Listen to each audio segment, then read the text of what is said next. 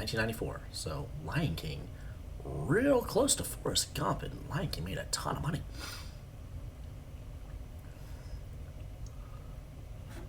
Oh, your Turner Classic Movies launched. That's interesting. All right, let's get to the movies. Body Snatchers. Oh, there's another Body Snatchers that you don't have to see. Iron Will. Hey, it's not a must see movie, but it's a really good one. Good one for your kids. This era was rife with movies that are great to watch with your kids. Ace Ventura: Pet Detective. I've actually never seen that one, but it is considered a must see comedy. So here we are, February. I've already got one.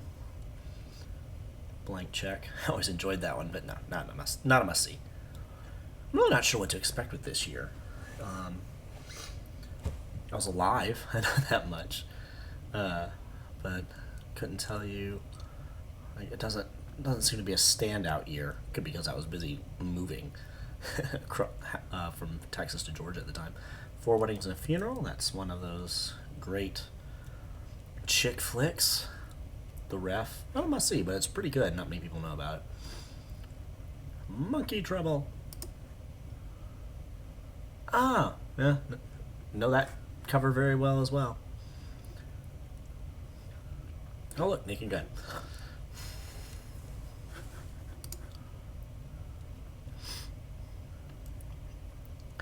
The Paper. Um, Michael Keaton, Glenn Close, Marissa Tomei, Robert Duvall. What is this movie I've never heard of? This cast is fantastic. Directed by Ron Howard. I might have to add that to my to see list. It's quite a bit. All right. Part of me wants to say D2 to the Mighty Ducks, but I shall resist. Thumbelina? Absolutely not. That I hate that movie so much. Clifford. I really enjoy Clifford, but I cannot, in good conscience, call it a good movie. It's pretty insane. It's one of those movies that really cut Martin Short loose, which isn't necessarily a bad thing, but grew up with a guy named Andrew Fleming. Is that the dude from yeah, Josh Charles from Dead Poet Society? Threesome, Naked in New York. Okay, is that the aftermath or?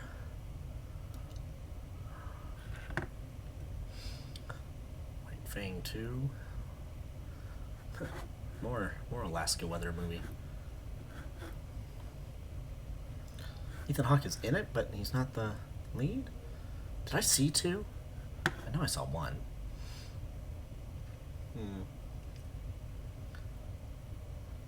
Three Ninjas Kick Back. Oh, I forget that they had a sequel. I think in my head, I often think that Surf Ninjas was a sequel to it. I think that one was also about three kids that did karate, so, you know. The Crow. That one's considered a must-see. I enjoyed it just fine. Maverick. Okay. I consider Maverick to be a must-see movie. It is so good and so funny and just, it's one of the most entertaining movies. I love it. It is one of those that if I find out somebody has not seen it, I like, all right, sit down, we're watching Maverick. I've actually got a couple of people I need to do that too. Flintstones, no. Princess and the Goblin. Man, I hate that movie so much. My sisters absolutely loved it growing up, and golly, it's a musical that has like 9 songs in it, but they're all, and I'm not exaggerating, they are all the same song. It is literally a musical with one song that they repeat 8 times, and you're so sick of it. And my sisters enjoyed singing it around me just to annoy me. They're very mean. Speed, that's one of the great action films. Lion King, definitely a must see. Although it's one of those that I don't think it gets added to a lot of must see lists because how could you possibly not have seen it yet? Little Big League. Is that the one the kid inherits the team? Yeah, I don't think that one's considered a must see. I think that's one of the sillier ones. Maybe Stay Out. Yes, obviously. Blown Away with Jeff Bridges and Tommy Lee Jones. I don't know. Shadow. Okay, Shadow is fun. Not a great must see movie, but it's fun. Forrest Gump is considered a must see. I thought it was okay. I think a lot of people actually think it's okay. Angels in the Outfield. I'm mad still at Disney Plus for not having this. I don't know if there's contract things holding it up or what, but I've not seen this movie in years and I want to because I loved it and I can't watch it. They're turning me to piracy. I might have to go that route. We'll see. True Lies, that one's a must see. Man, James Cameron came out with so many of those. Lassie, no. North, no. Doomsday Gun, Black Beauty, Could Happen to You. TBS certainly thought this was a must-see movie and tried to get everyone to watch it by showing it. I felt like every other weekend. Good gosh, I think I've seen the end of that movie like 12 times. The Mask. Yep, that one's a must-see. Clear and Present Danger. I'm pretty sure that the only must-see Jack Ryan movie is Hunt for October. So, I'm sorry. I love Harrison Ford as much as the next guy. It's fun to see Willem Dafoe play a good guy, but no, not a must-see. Little Rascals. That one is one that you should make your kids watch. It's not like a must-see movie. Like if you missed out, you should go back and watch it. Which, yeah, that's probably a good indicator. But kids love it so much. It's so funny. And there's nothing in it that you have an issue with your kids seeing. It's great. Color of Night. Blank Man. Look out, it's Blank Man. Oh, it is Damian Wayans. Huh, I don't know what to make of that. Oh, yep, superhero comedy parody film. Okay. You could actually make a drama called Blank Man. I don't know what it'd be about, but it's not necessarily a funny title. Natural Born Killers. Yeah, that one's considered a must-see. I've never seen it. I don't think I've seen any Oliver Stone movies, to be honest, though. Simple Twist of Fate. Okay, I do consider this one a must-see movie. This is a great movie that very few people saw. I saw it on the recommendation of my literature class teacher because we were reading Silas Marner, and it's based on Silas Marner. Steve Martin. Oh, he wrote it. I didn't know that. But it's one of Steve Martin's greatest performances. He is so good in it, and it's really good, and everyone should see it. Quiz Show. I actually saw that. I didn't know Robert Redford directed it. I don't think he's in it at all. That's cool. It's a really good movie. Ralph Fiennes gives a fantastic performance. It's a very subtle performance, and he really carries the film. Like, you absolutely love him.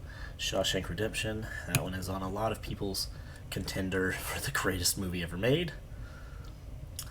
Sleep With Me. Terminal Velocity. What is that? Yeah. Well, that just looks like a absolute must-see. Just a classic of cinema. I'm being sarcastic, of course. Ed Wood. That one's considered a must-see. I need to see that one. I believe that was Tim Burton's first leaning into slightly more serious material. Troll in Central Park. Oh gosh, man, Don Bluth collapsed quickly. That movie is so bad. My sister remembered loving this when she was a kid, and then she had a daughter. She was like, "Oh, I should show them a Troll in Central Park." And she watched it, and she threw the movie away afterwards. She was just like, "Whoa, my gosh, that was so bad. I hated it. I'm judging my childhood self." Oh, is Pulp Fiction a must-see? Yeah, probably. I'll let it slide. I'm kidding. In case anybody's about to start yelling at me, please don't. I'm fully aware. Squanto: A Warrior's Tale. I mean, I read the book. Stargate. It's fun, worth watching. Not a must-see. My wife and I should watch that one, though, because she likes watching silly movies, so we'll do that. The Santa Claus. This is one of the best modern Christmas movies, I think. It is so good. It's so funny and great and charming, and I love it. However, this is bad. Miracle on 34th Street, the remake. No good. No bueno. Also, Richard Attenborough, it needs to be said, is a horrible Santa. Whose idea was it to hire a guy with a very short beard to play Santa, and then everybody talk about how much he looks like Santa? It's just dumb. Doesn't make any sense. No kid would look at him and think, "Oh, look, Santa." Leon the Professional is considered a must see. I thought it was fine. Swan Princess. I love this movie. I think it is wonderful, and people should all watch it. But I don't think it's a must. I mean, that is definition of a must see.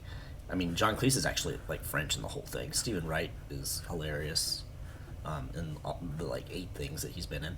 Um, yeah, not Disney needs some representation on here, so I'm gonna put the Swan Princess on it. It's great. It's one of the best animated not Disney movies out there. I like it better than all of the Don Bluth movies, to be honest with you. Junior, no. How the West Was Fun, no. Page Master, no. Oh man, 1995 also got dark on us here. a lot of bad movies in 1995. Dumb and Dumber. Have we had the 3? Is that all 3 of Jim Carrey's like biggest movies in the same year? No wonder I remember feeling like he was everywhere. Little Women. Okay. I'm going to put this on the list because I believe this is considered the version of Little Women. Oh, I love Claire Danes and everything. And as has been established, we all love Christian Bale. But I don't like it, but I believe that this is considered the must-see version of Little Women. So I'm going to add it to try and, up my cred for why you should listen to me.